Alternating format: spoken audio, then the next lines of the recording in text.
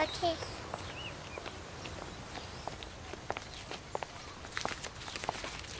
Daddy is the sweetest daddy in the world.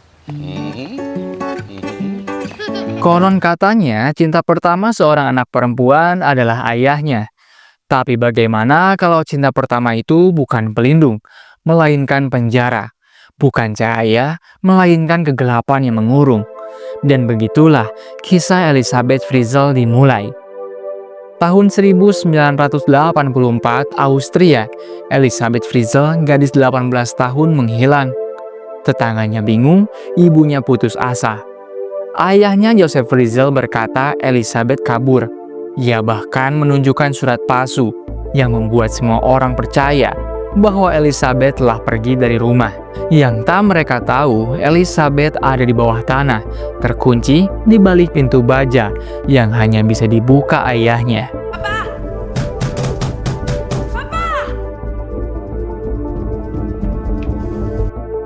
Elisabeth hidup di ruangan sempit, tanpa cahaya, tanpa kebebasan. Hari ulang tahunnya, Natal, Tahun Baru, semua berlalu dalam gelap. 24 tahun lamanya, dan di ruangan itu, ia diperlakukan dengan cara paling keji oleh ayahnya sendiri. Joseph memperkosanya berkali-kali. Dari sana lahir anak-anak, bukan dari cinta, tapi dari paksaan.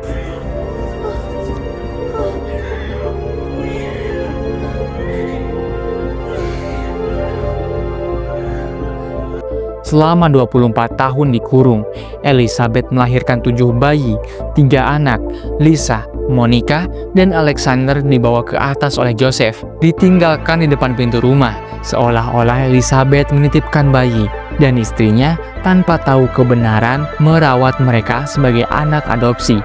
Dan 3 anak lainnya, Kerstin, Stephen, dan Felix, dipaksa hidup di ruang bawah tanah. Mereka tumbuh tanpa mengenal matahari, tanpa sekolah, tanpa teman, tanpa dunia luar. Donde conocieron extraterrestres.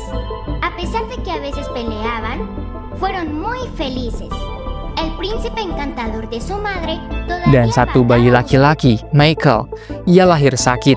Hanya bertahan beberapa hari. Elisabeth memohon agar dibawa ke rumah sakit, tapi Joseph menolak.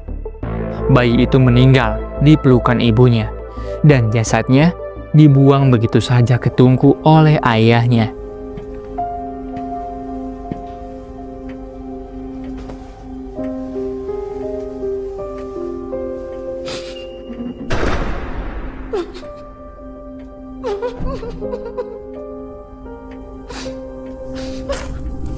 Tahun 2008, Kerstin, salah satu anak yang lahir di ruang bawah tanah, jatuh sakit parah. Joseph terpaksa membawanya ke rumah sakit, dan dokter curiga.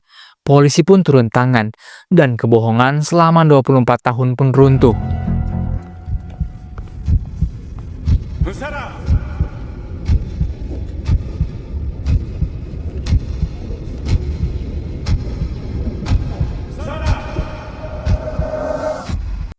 Elisabeth akhirnya bebas, bersama 6 anaknya yang masih hidup.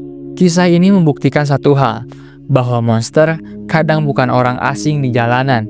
Monster itu bisa saja ada di rumahmu, duduk di meja makan yang sama, dipanggil dengan kata ayah, dan sementara dunia mengenang penderitaan. Estamos a salvo. Somos libres. Se terminó.